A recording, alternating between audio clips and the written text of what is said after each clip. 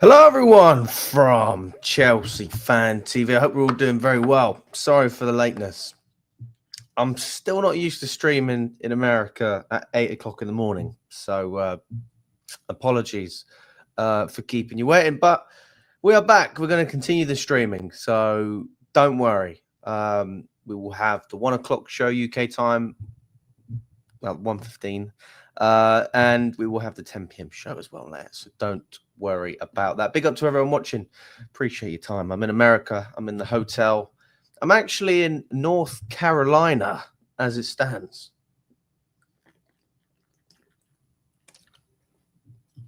We were driving for 6 hours yesterday from Atlanta.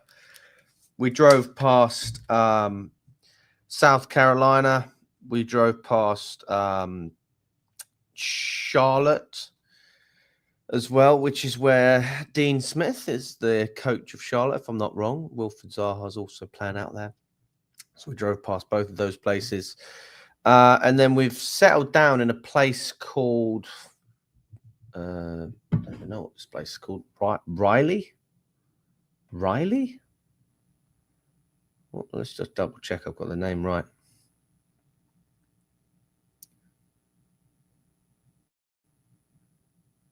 Raleigh, someplace in North Carolina. So we're just in the hotel. Thought I'd do a quick stream, then I'm going to grab some breakfast and go from there. But I was meant to do a stream for the 10 p.m. show, but if I'm honest with you, it would have been like the 5 a.m. show because we were just driving so much. So just thought in the end it's probably not worth it. But back on the horse. It's not over, is it? It's not over. Still going strong. Rayleigh, yeah, that's the one. That's the one, Damon. And we're going to be talking about the Club World Cup. We're going to be talking about the experience so far from the USA. We're also going to be speaking about what it is like watching football out here and obviously the players and the performances as well, and the football side of things, as well as running through the latest transfer news and everything regarding Chelsea Football Club right now. Smash the like button, guys, if you haven't already. And without further ado, let's get straight into it. Also, we have had an announcement on all of the Premier League fixtures as well, so we're going to be going through them as well. Who would I like to sign as a backup to Cucurella? I would like Hato from Ajax because he can play as a centre-back and he can play as a left-back. So if I had to choose one player, Hato would be the player that I choose as it stands right now, because I think that he just has, slightly different qualities to Vega. I think he's got more pace. I think that he's a little bit more versatile in terms of being able to play on the left. He can invert a little bit and run up and down. So you just have a little bit more versatility in that sense. But I like Vega, but he's just not. He's not suiting what we're doing. He's not interested in staying, most likely, and we're not interested in keeping him. So as far as I'm aware, off you pop. Like, no disrespect. It is what it is. Big up to you, Tom. I hope you're doing well. I'll be honest with you, I'm a bit tired. But still going strong, trying to stay busy as well and keep on top of the channel. I've got a lineup for you. I'll say it in a sec. Why couldn't we try something like it out? Fair enough. How do I think Jackson looked in the match? I thought he played well. No, listen, I didn't have a problem with Jackson in the match yesterday. It wasn't yesterday, was it? Day before yesterday. I think that his performance was overshadowed by Delap coming on for his debut. So even whatever Jackson would have done, even if he would have played pretty well, and he did, to be fair, he got a good assist. Just the fact that Delap came on the pitch and was also pretty good, that was any good that came from Jackson. We were always going to talk about Delap anyway because he's the new striker, isn't he? So As far as I'm concerned with Jackson, I still like him.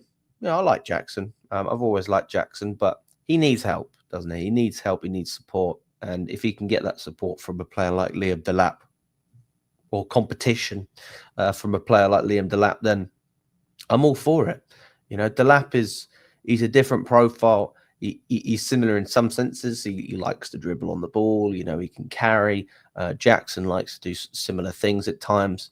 But I think Delap, we saw it 1 or 2 times. The guy is just a beast. He's strong. He's a bully.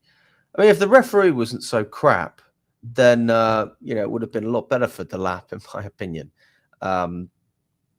But, you can't have it all, can you? You can't have it all. I do think the referee was arguably the worst ref I've ever seen. And that's not even an understatement. I mean, you think the European referees are bad. I don't even know if the referee was European. Let me know in the comments.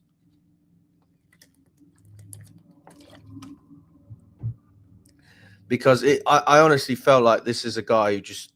He calls it soccer. That's what it felt like when I was watching that referee. He wasn't refereeing a football match. He was refereeing a soccer game. Because football doesn't work like that. I said after the game, it's almost like fencing at times. Well, I presume most people haven't been fencing. I haven't really. But in fencing, if you touch someone with your sword, then you get a point.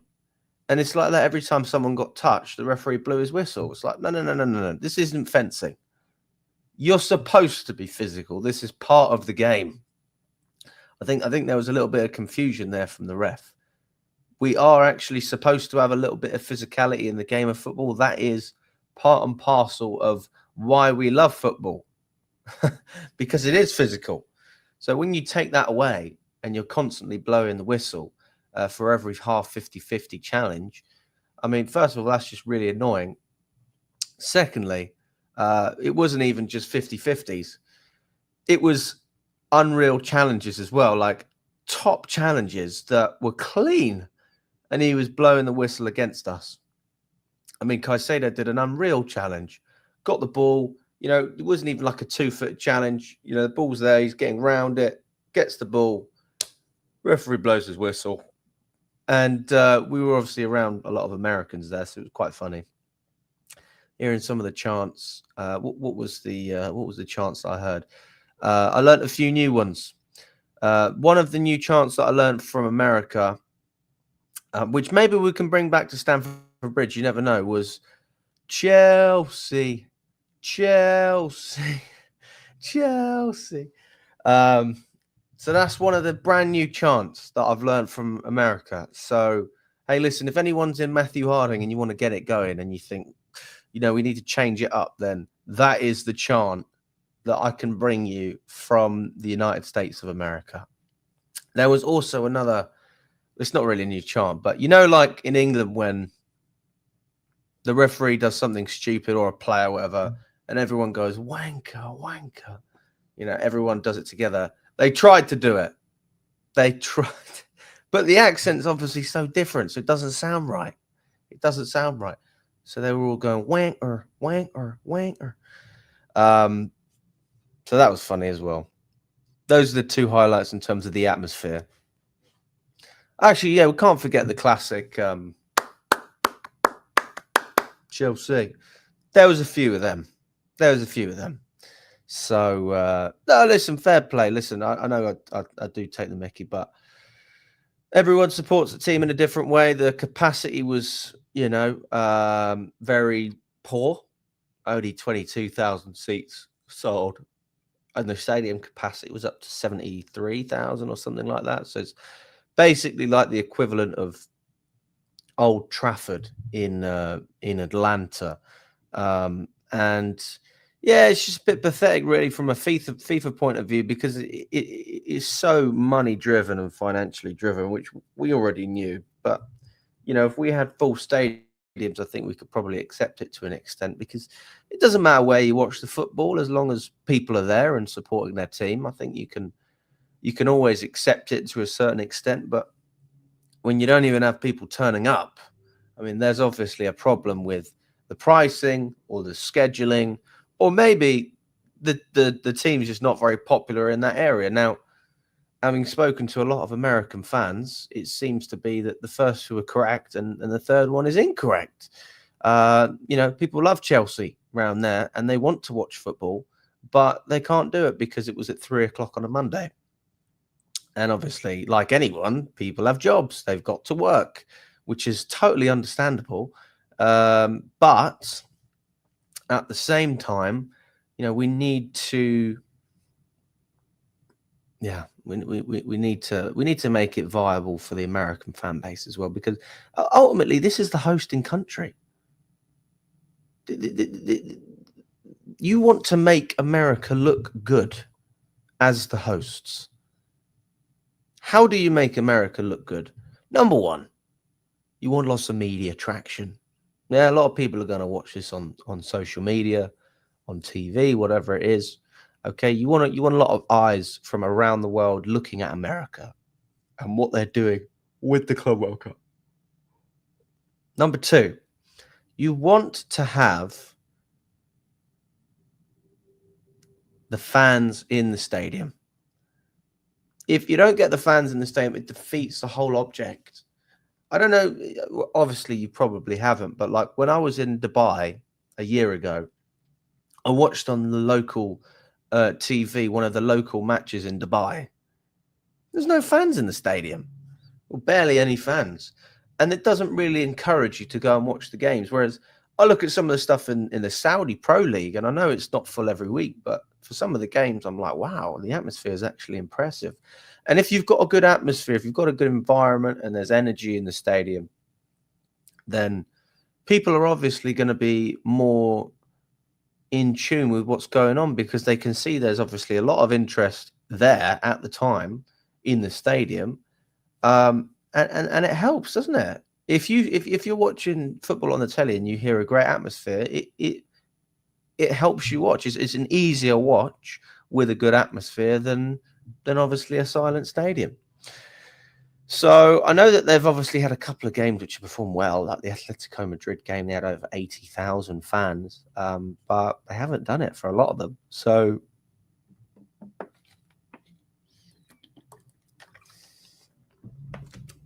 it's just different, isn't it? Right, this is Tom's favourite team then. Sanchez, James, Colwell, Chalobah, Cucurella, Caicedo, Enzo, Palmer, Lavia, Jackson, and Delap. What? So we're playing Jackson on the left. Fair enough. Fair enough. And Chalobah instead of Tosson as well. Interesting. I think we really need some quality wingers who can bring a greater threat. Although Noni is good, he kind of lacks the consistency and quality in the final third. That's true. Listen, for me, every season is about progression. Okay. And if I look at a player and I see that he's progressed, then I'm happy. That's ultimately how it is. And I look at the team. And if the team is progressing, then I'm happy. And people will go, well, your standards aren't high enough. But the reality is, by that logic, your standards get higher every year because you're getting better every year. And this is the year where we're finally in the Champions League. Obviously, we've got all this stuff going on. I think we should be expecting more, guys. Hello, JC. Hope you're doing well. Nice interview with TalkSport. You were turning into a professional, mate. Also nice to see good points you made. A refreshing change from Rory at TalkSport. Well, big up to you, JC. I appreciate the kind message. It's very kind. Look forward to seeing Jackson left wing, the lap centre striker. I don't know if Maresca will do it, to be honest with you, but I'd be intrigued to see it as well. I agree. Jackson Delap up front will present problems for the opposition. Big up, Alex. What did you think of Caicedo and Lavia together to start the game? Didn't look great. Enzo and Caicedo looked better. I agree with that. Well, there just wasn't really enough creativity in the midfield. That was the main thing there. I mean, you really want to have someone. I mean, obviously, Lavia takes ownership when he has the ball. Although I don't think Lavia was the best, but it's basically a pre-season game, if we're honest. So I wouldn't read too much into it, but we obviously can talk about the players as well. There's no comparison with the ultras at European clubs, though. How I hope that Chelsea fans are more noisy. No, nobody was singing celery, I'm afraid. Yeah, I agree with you, Josh. I agree with you. America's new government and immigration policies make it difficult to attract foreign fans to visit. I don't know, mate. Listen, I'm not getting political like that. Damon, that was the fit 80k at both Rose Bowl games would say different. That's a good point. Where do I think Chelsea will finish as a bare minimum in the Club World Cup? I'll be honest with you. I think that we'll probably get to the quarterfinals. And I'll be okay with that. Because I don't really expect us to... I think we'll play PSG, right? If we get to the quarterfinals. Do I expect Chelsea to beat PSG? Absolutely not. No chance. And I'm not bothered by it. Look, it's still a decent stage in the tournament where you've picked up good prize money. And also you get to go home a little early and have a break. These players need a break. It's fucking brutal. You know, playing out here in America. They want to be on holiday. They should be having a holiday. And also, coming up to the Premier League season, there is very little time to prepare and, you know, get ready for it. So, in a weird way, obviously I want us to win the tournament, but it will affect our preparations for the Premier League. We've got these bloody pre-season games against Bayern Leverkusen and AC Milan as well, which originally the Milan game was going to be in Dublin, and they've relocated it to Stamford Bridge. So those games are coming up quite fast as well, and those are within 2 days of each other. There's a game on the Friday, and there's also a game on the Sunday as well. So I don't really understand that. Obviously it's commercial, but it's just like, you're not making it easy for the team, guys, with all the fixtures you've set up. That's on the 8th of August and the 10th of August, and then you've got Crystal Palace. So yeah, I mean, basically as soon as we finish the Club World Cup, I mean, we'll have like what, a week off, if that. I mean, it's not great for the players, if we're being totally honest. So by that logic, I would definitely say this. I would say that we need more players. You know, we need more depth, because the guys who have been playing the whole season for us, they must be fucking tired. So we need to give them some options just to get energy in the first few games. And I don't know. I'm not sitting here in the player defense league saying that, you know, they deserve however many breaks and so. But physically, your body can only take so much, and mentally, like, everyone knows that you need a break in life. Whatever you do in life, you need a break. And I do think that this competition really makes that difficult for the players. So hopefully Maresca gives the players some time off. Obviously, I do think I really don't get it. I don't get it at all. Like, we'll have like a couple of days between one of the last games. Actually, no, sorry, I'm being silly here. August, not July. That's not when we play Bayern Leverkusen. Okay, it's not as bad as I thought, actually. We could still have a month off, to be fair. So that's not the worst thing in the world. I want the players to have at least sort of 2-3 weeks off. That's my stance on that. Can't have Lava and Caicedo both sit against low blocks when you play. You've got to let Caicedo play box to box and let him roam. That's fair. Okay, guys, let's go through some of the latest as well. Let's run through it, because we actually do have a fair amount to cover, and we haven't actually done that yet. So let's speak briefly about what we saw against LAFC. So we'll start off with the overall performance. I thought it was pretty lethargic, pretty slow, relatively boring, if I'm honest. The American fans did make me laugh, because when I was interviewing them after the game, they said they were underwhelmed, and I thought, welcome to my world. Watching this team every week at Stamford Bridge, not in like a backhanded way, but we know the way Maresca plays at times can be very boring. And, that's just how it is, isn't it? I mean, we can argue against it as much as we want. That's how he wants to play. We dominated possession, obviously, significantly. We had more shots, more big chances. But LAFC did have a couple of, sort of half chances and chances as well. Sanchez, I thought, actually had a decent game in the grand scheme of things. Looking at, his previous performances, he sort of carried down, but he did have a bozo moment where he kicked the ball into one of their players and managed to get away with it. And a couple of misplaced passes as well. But, Sanchez, by his standards, was okay. Reece James getting a few minutes as well. I thought he looked fine. I thought, he looked pretty good. But it was nice to see Gusto coming on. But Gusto didn't really have the same sort of impact when he come on. Cucurella as well, getting some minutes. Good to see him on the pitch.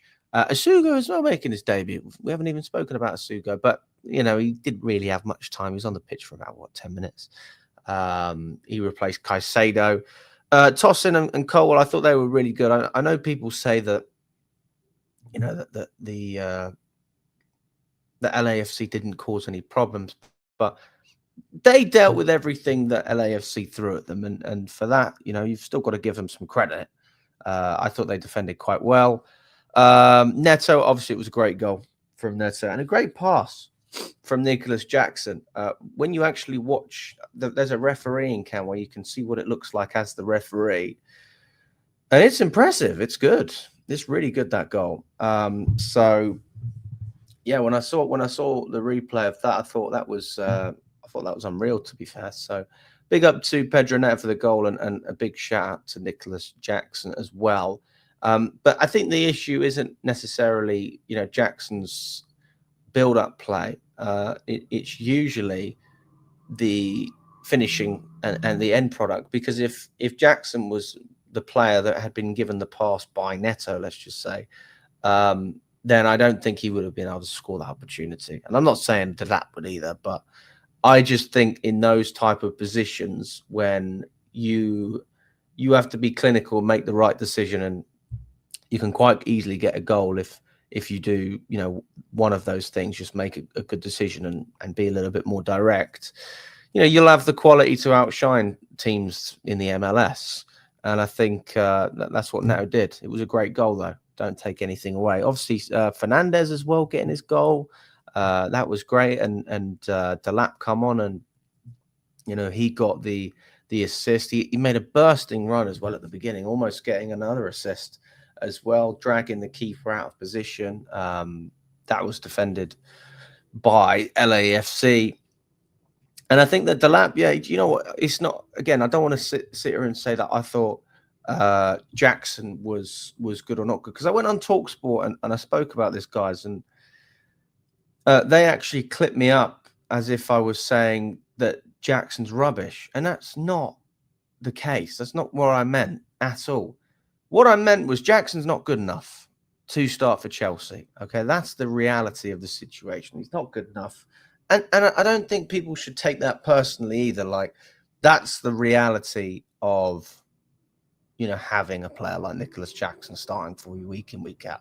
He's a good player. He's not a great player. And I'd probably say something similar about Delap as well. He's a good player, but he's not a great player. But what they are is different profiles, and they have different skills. So utilize them. And if you're looking for a striker to come in, fill the void, be clinical, be more direct, drive and be strong, I would put Delap in that category more so than Nicholas Jackson. And that's not me shitting on Jackson. That's not me taking the mickey out of him. That's me being perfectly honest, based on what I saw in Atlanta, and obviously based on what we kind of knew anyway. We knew that we were signing a big, strong striker who can bully defenders. How do we know he can bully defenders? Because he bullied us when we went to Ipswich. So I think that we have a real asset with Delap, and it's not necessarily about him getting 25 goals. It's about Jackson getting 10, 15 and Delap getting, 10, 15 as well, which I think they both will, to be fair, especially Delap. I'm less confident about Jackson being able to do it, if I'm honest with you, especially if he's not getting as many minutes as he had, over this season. I think obviously we played Jackson week in, week out whenever we could. So if we are rotating, I wonder how that works. But we had rotation with Nkunku at the beginning of the season. That brought the best out of Jackson. And maybe that can happen again this season with him and Delap rotating. But yeah, big fan of what I've seen from Delap. Big fan. Palmer as well. Listen, I thought Palmer looked good. He probably should have scored, if we're being honest. He was very involved. He was direct. He gave the ball away quite a lot, but it wasn't because he was, it was poor. It's because he was being direct. So he was trying to take players on constantly. So I don't have a massive problem with that, to be fair. I think that, that's not an issue. As far as I'm aware, these are the games where you want to really try and experiment a little bit as a player and see if you are able to do those things. Because in the Premier League, if you're giving the ball away at certain moments, that's when people get really, really frustrated. But you can get away with that out here, especially because you have the quality, even if you're not playing well as a team, that you can come out on top. Tyreek George came on as well. I don't think he looked particularly good when he come on. Not impressed with that cameo, but again, don't overthink it too much. And Nkunku came on again. Not particularly much to say about him. And yeah, we didn't see Andre Santos, so I would have liked to have seen him, but we didn't see him. So I'm hoping we can see him in Philadelphia. I will be going to the Philadelphia game. So, I'm looking forward to seeing that.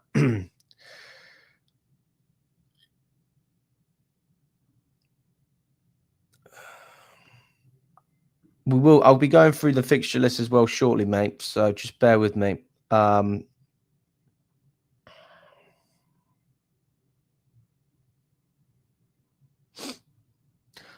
CA Matthew, Neto did score yesterday. You've got to give him a little bit of credit.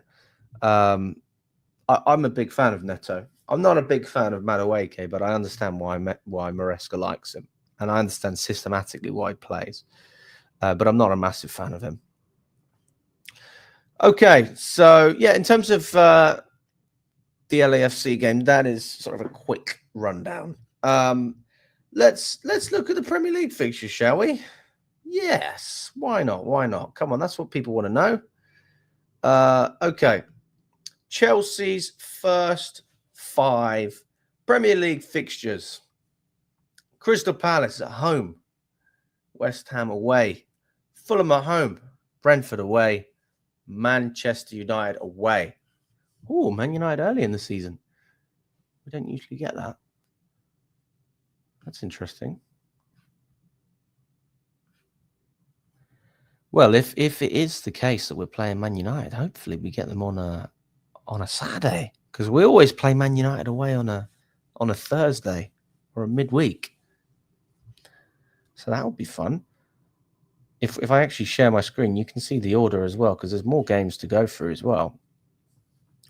We've got Bayern Leverkusen, and then we've got AC Milan. I guess this is to prepare for the Premier League games. And apparently this is a trial for the digital tickets as well. So that's what I've heard about that. So providing we do well in the Club World Cup, I think we'll probably be in the competition until like the 5th to the 10th of July, around that mark. I can't remember exactly when the quarterfinals is. It might be like the 5th or 6th. And then here we go. Palace, 2:00 on a Sunday. That game is set. Why has it got to be on a Sunday? Why? I thought Sunday kickoffs were done for now, guys. We're not in the Conference League anymore. We're all about the Saturday kickoffs. That's annoying, isn't it?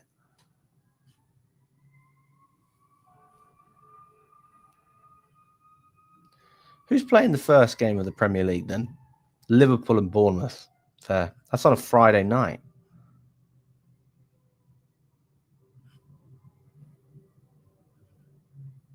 Ah, for fuck's sake. Is this honestly what I think it is? Is this... Oh, God. Is this English time or is this American time, guys? No, this is English time. I'm in America now, so I've just gone on the Premier League website and it's given me all of these times. Why would they play Liverpool at 3 o'clock on a Friday afternoon? But obviously I realised I'm in America. So I'm 5 hours behind.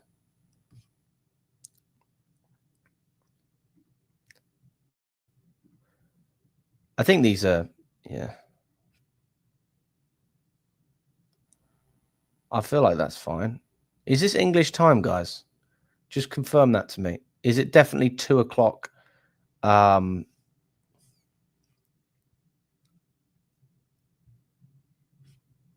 time?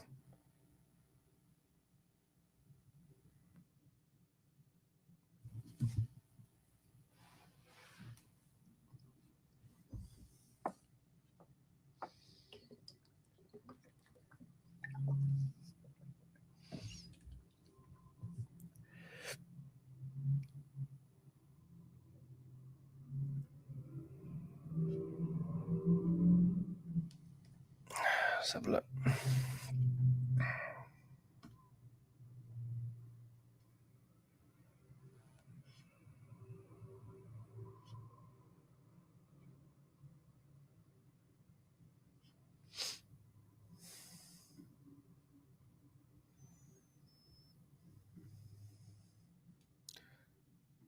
I can't see any tags.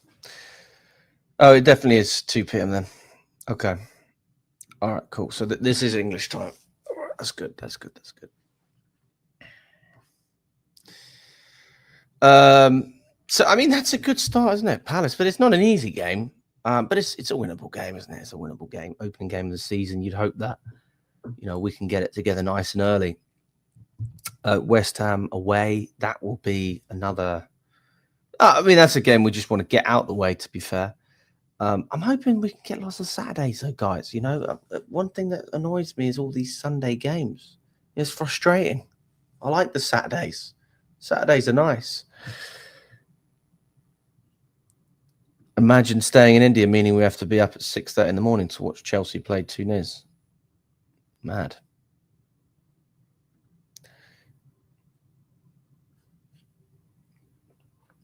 But no, in terms of all of these fixtures, I'm pretty happy with this start, to be fair. I don't think you can complain. Palace at home, West Ham away, Fulham at home. You would expect us to win all of those games. Brentford away, I'd say, based on previous history, would struggle, but they've not got Thomas Frank anymore. So we'll see how their form goes in terms of that. Don't really know what to expect from Brentford until they appoint a new manager. United away is obviously usually a game that we draw, but you would presume we'd be able to beat them as well, even if it's away. And then Brighton. So in terms of the first 2 months, I mean, I'm very confident with what I'm seeing. It starts to get a little bit tasty in October when we have Liverpool and Nottingham Forest. And then good old Sunderland, who have been promoted as well. Good old Sunderland. November. Tottenham and Arsenal in the same month. Leeds in December. Newcastle away just before Christmas. Villa on the 27th. Bournemouth on the 30th. City away on the 3rd of Jan.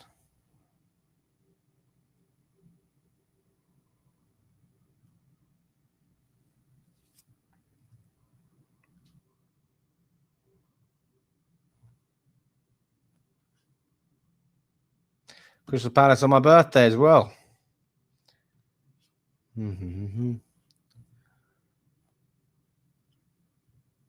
Obviously, we haven't had the Champions League fixtures coming out either, so I'm sure a lot of these are going to change. You have to take these fixtures with a pinch of salt because they always move them around. And our last game of the season is Sunderland away. Oh, my God. Sunderland away on the last game of the season. Jesus Christ. That is a trip.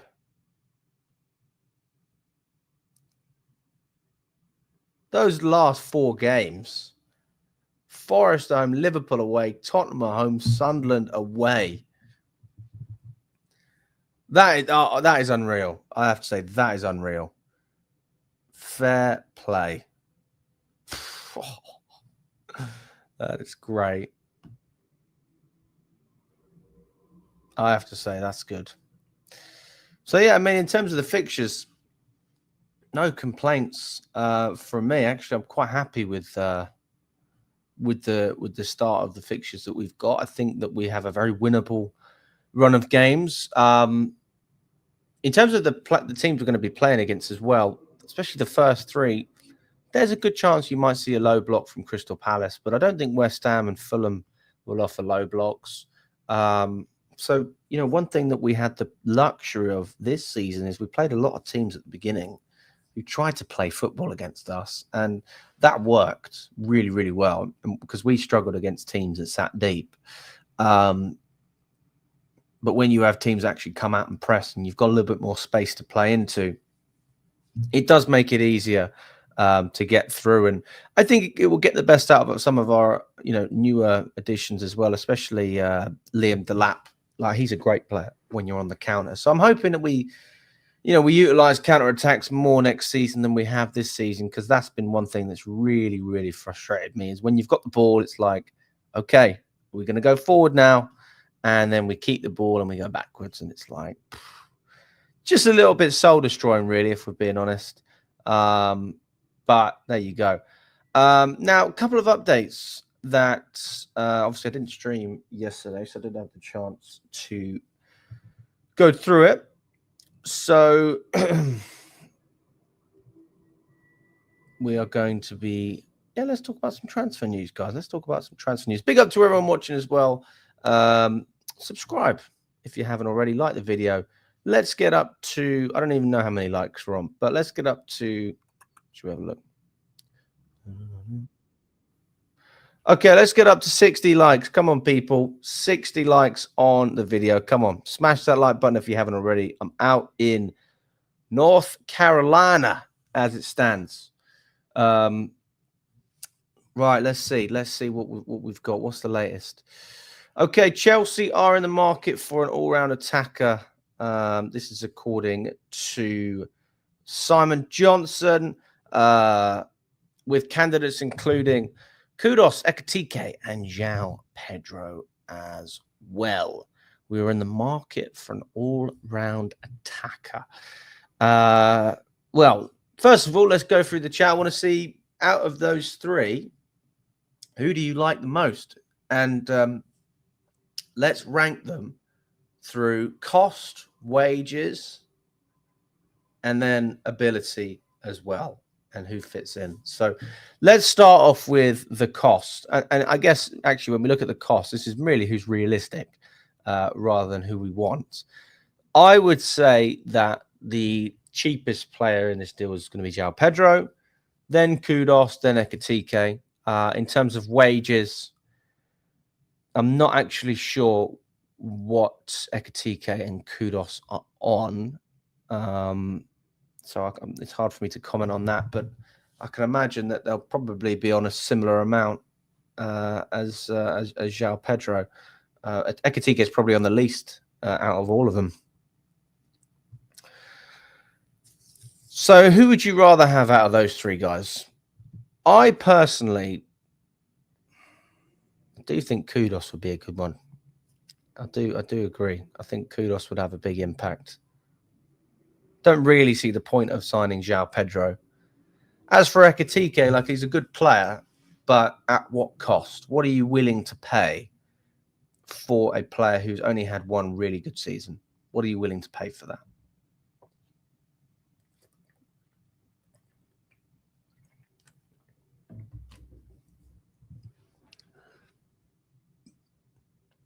This is so unnecessary. Why are we ignoring the fact that Esteval Willian is coming?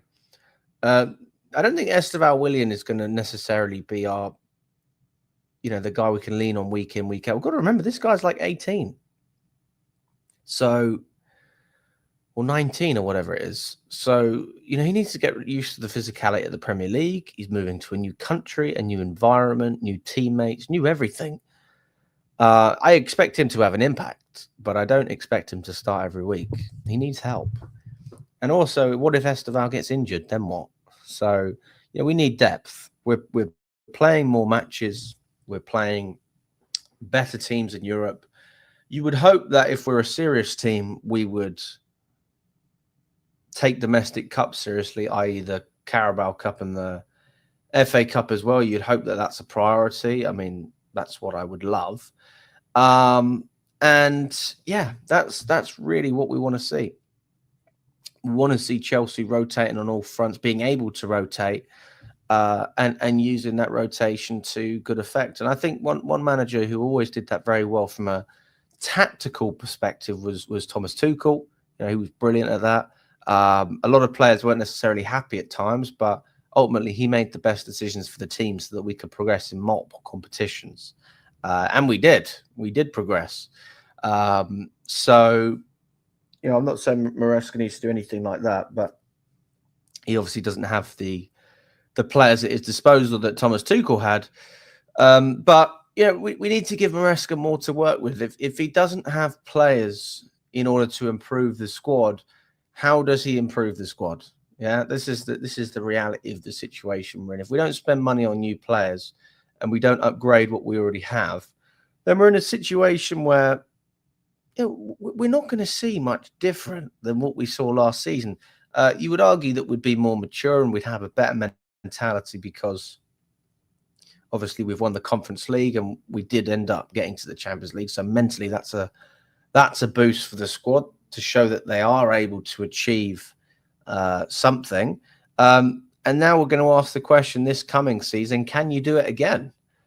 Can you push for more? Can you be more consistent? And that's what we're all waiting for. So ultimately, time is the only way we can find that out. But I do think that we'll improve on a number of fronts, but very difficult to say. So yeah, that's what Pies had to say according to Simon Johnson. There is also a gentleman's agreement for the sale of Petrovic if a club bids 25 million. Now, what I will say to this, we've already reacted to Manyan, Petrovic. We've spoken about these guys. But can I just say it is ridiculous that it has come to this. And the only reason that this has happened is because Petrovic has demanded to be the number one goalkeeper. Or he said, I want to be the number one goalkeeper. Otherwise, I want to leave. And we've actually taken offense to that as a football club and said, fine, we can't guarantee you're going to be a number one, so off you go. How pathetic do you have to be as a football club to not be able to see that Petrovic is clearly our best goalkeeper? It's how we spoke about the referee and how he was watching soccer instead of football?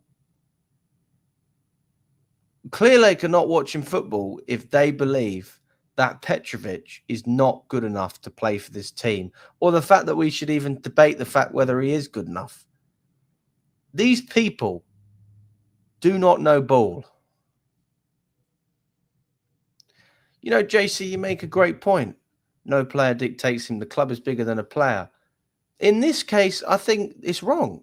I think that the player has the absolute right to start for Chelsea. He has earned the right. He's not João Felix. He's not Vega. He's not a nobody. All right. He clearly has the quality. And you ask, how did he prove it? He proved it when Pochettino was the manager and he came in and performed. He proved it at Strasbourg. He was one of the best goalkeepers in Europe, for crying out loud.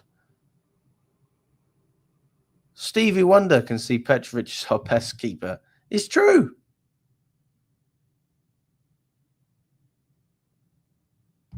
It's a joke.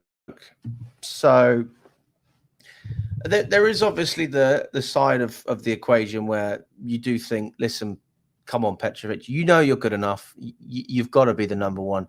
Just stay and you'll almost certainly be the starter at Chelsea. Almost certainly. But for whatever reason, he's not going to be the starter.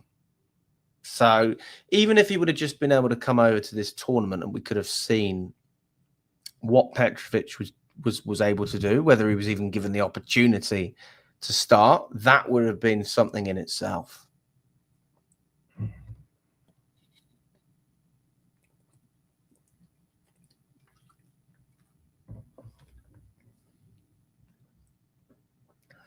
Robert Sanchez is arguably one of the worst, if not the worst, goalkeeper in the league. Let me ask you this. If you were a relegation team, you were going to get, your Sunderland, would you rather have Robert Sanchez or whoever they've got in goal right now?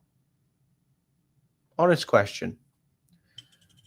I think that they just keep who they have. I don't think they want Sanchez. Onana is worse. It's close, but I think Sanchez is worse, personally. At least Onana proved himself at a top club before he came to Man United, so he was already established, and he was a number one. Where did Robert Sanchez establish himself? He didn't. That's the answer. I'd love to see Penders. I mean, Penders could be a great, fit in goal. I just want to see whatever I can see. Like, I'm desperate. Honestly, I just want to see someone else in goal. That's the God honest truth. That's what I want to see. But you can't have it all in life, guys. You can't have it all. And it seems like we're probably not going to see Sanchez in goal. So there you go. It is what it is. Oh, Chelsea memberships are back on sale as well. Interesting. Very interesting. Chelsea memberships are back on sale. Ooh. Shall we have a look at the memberships? Where is the memberships? What are they pricing these members at? Official memberships. Come on then. Oh my goodness.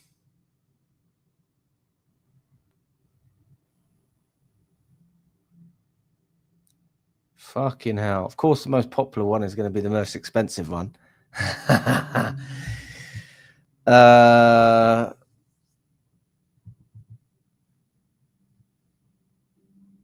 Okay.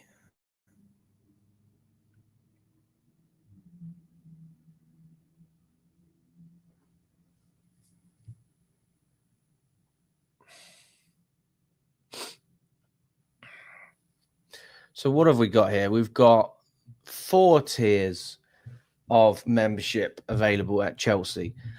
Forwarding, Junior Blues, CFC Blue, and True Blue. 15 quid, 35 quid, 45 quid, and 60 quid. Okay. So let's see what those memberships do. What do they do? If you get the cheapest membership, so the ticket forwarding membership, you will not be able to, you won't be in the priority purchase window. You won't have access to the ticket exchange. You can receive tickets. Right, you can receive a forwarded ticket. And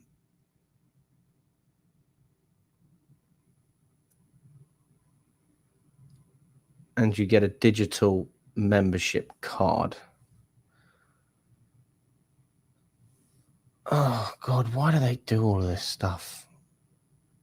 Why can't you just give tickets to friends? And why do they have to buy these bloody memberships? See, it's ridiculous. So if you want to... Oh, here we go. For fans looking for a simple option allowing them to receive tickets for the next generation of Chelsea fans, for fans who want to get close to the club they love, for fans who want the ultimate Chelsea experience. Basically,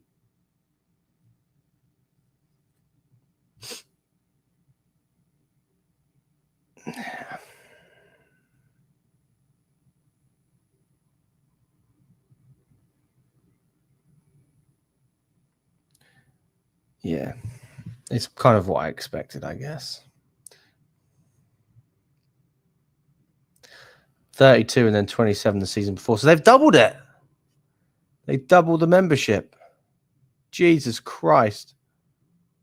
So you pay 30 quid and now it's up to 60.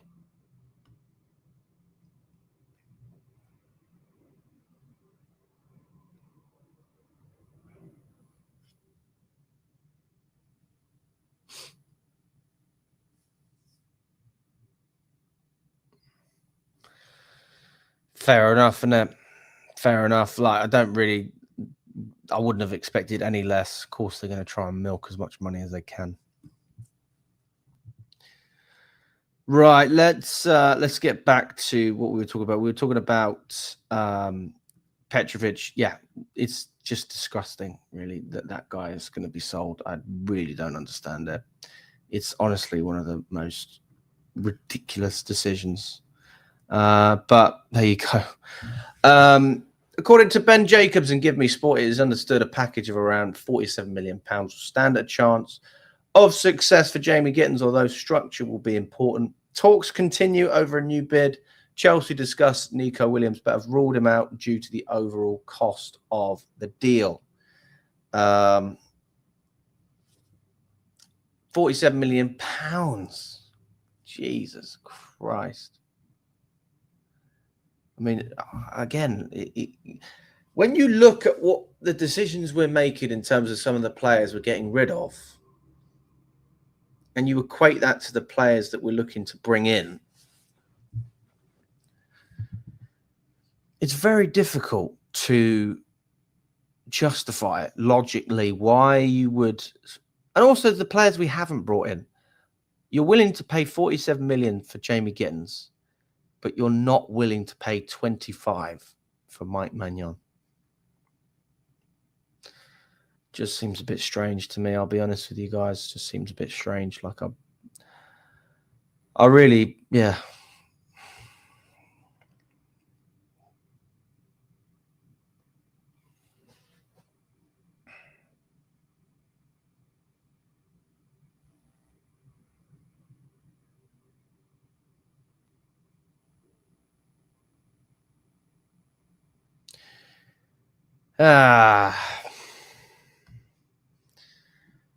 You know, the truth is, I'm in America. I'm trying to enjoy my time out here. I'm trying to enjoy talking about Chelsea, following Chelsea. I love following Chelsea. But some of the stuff we do is just strange, isn't it? It's just weird. Our transfer policy is fucking weird. And like, we are used to it. Well, let's not act like we're not used to it. We always knew this is what was going to happen, but it's like, you know, come on, people. Surely there's got to be a little bit more to us than what we're seeing now. Another update as well from Pletigol. He says, yes, Chelsea have inquired about Malik Fofana. He's one of the names on their shortlist. However, the main priority remains Jamie Gittins. There is still a verbal agreement in place. However, it remains unclear whether an agreement with Borussia Dortmund can be reached, as they are demanding 65 million euros, including bonuses for Jamie Gittins. Now, I'll be honest with you, I don't know much about Malik Fofana. Having spoken to people, apparently he was okay in the Europa League. He scored a goal against United. But this is the level of players we've been linked with, isn't it? I mean, the fact that I'm not even able to tell you much about who we are being linked with says enough in itself. Yeah, literally. Dortmund increasing their price every meeting. Might as well just shift Jackson to a winger position. Purchase Ekatike and have Hugo and Liam play as strikers. Fair.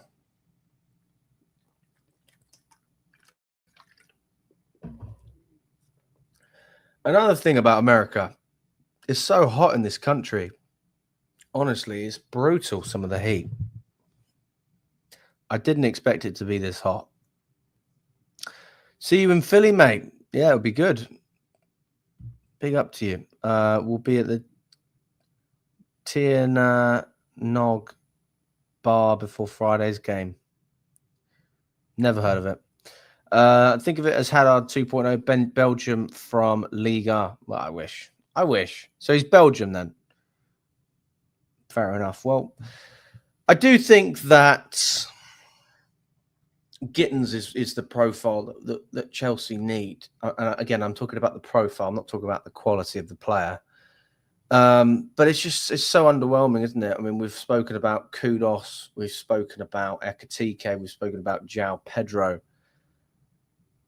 At least I know what to expect from those three. Like, again, I know that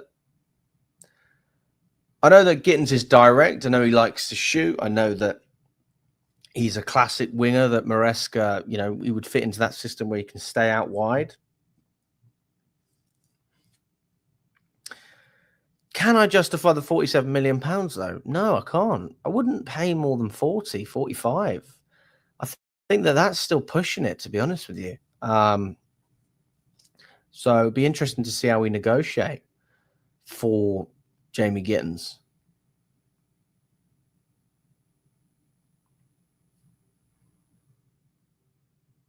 What do you prefer, physically dominant wingers or smart wingers? Gittins is physical. Malik Fofana is smart. Give me the smart player any day. Well, that's one way of looking. But why is he smart? What does he do differently? Is he a player that, is just better with his decision making? Is that what you're trying to say?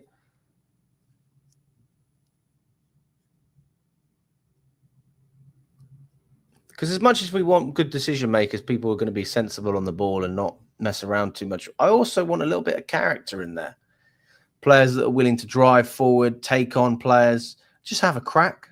Like, one of the good things about Gittins you can see his take-on rates are, really, really high. He takes players on and he beats players a lot of the time as well.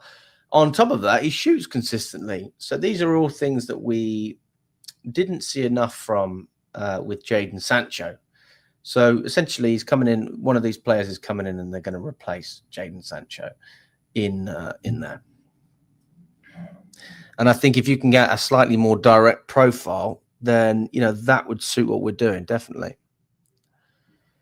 He's another Madueke / Sancho. Okay, uses both feet. Again, this is Fofana. Knows when to one-time pass. Knows when to take his man on. Knows how to cross with both feet, knows when to pass back, knows when to move after he passes the ball. He's a baller for anyone who hasn't watched him. Well, to be fair, that does sound good, mate. I won't lie to you. That does sound good. Again, I don't really know. I haven't watched enough of the players, so I'll have to take your word for it, CAA Mafia. Jason says, doesn't a swap deal involving Chukwuemeka and Gittins plus cash make sense? Why are we just resubmitting bids? I think the reason why, Jason, is because Chelsea want cash in the bank as well. And I think that's one of the reasons we're not doing many swap deals, because we want money in. Swap deals don't show profitability. Money in the bank does. So I think Chelsea want to show that they're a profitable outfit. I think that's why. Get them both. No Sancho on the left and no Mudryk. Only got Tyreek George. I mean, we're looking at upwards of 90 million, 95 million for the two of those players. Is that really worth investing in? When there's other positions that I would say are also a priority. I mean, if we're getting one winger, then fair enough. If we're getting two, then what are we sacrificing in order to get that second winger? Are we sacrificing cover for Cucurella? Are we sacrificing another centre-back? Are we sacrificing another striker? Are we sacrificing a potential goalkeeper that could still come in and make an impact? So as much as I appreciate what you're saying, I don't think that it's best to get two wingers. Solely because of Man City and Joe Shields is getting boring. Yeah, that's true. What about doing a swap deal, but with two separate deals like we did for Gallagher? Yeah, that's also a realistic option. That's true. And yeah, I don't think there's anything wrong with that. I think the issue, though, with those deals, especially We did that with Maatsen, didn't we? But you know, Kellyman from Aston Villa was homegrown, and Maatsen was homegrown from Arsenal. Gallagher was homegrown, but what's his name? The striker that we almost signed. Was he homegrown? I don't think he was. I think it only works if it's pure profit on both sides, but I'm not 100% sure. Listen, guys, really appreciate your time. I will be back at 10 p.m. UK time. Who would I take for Fofana against? Based on what I've heard in the chat, I'd probably take Fofana because he's cheaper as well. Just based on what I've heard in the chat. I'm Meridian. That's the one. Listen, guys, smash the like button if you haven't already. And I will be back at 10 p.m. I've got to go and have some breakfast because it is 9:15 in North Carolina right now. Big up to all of you. Appreciate your time.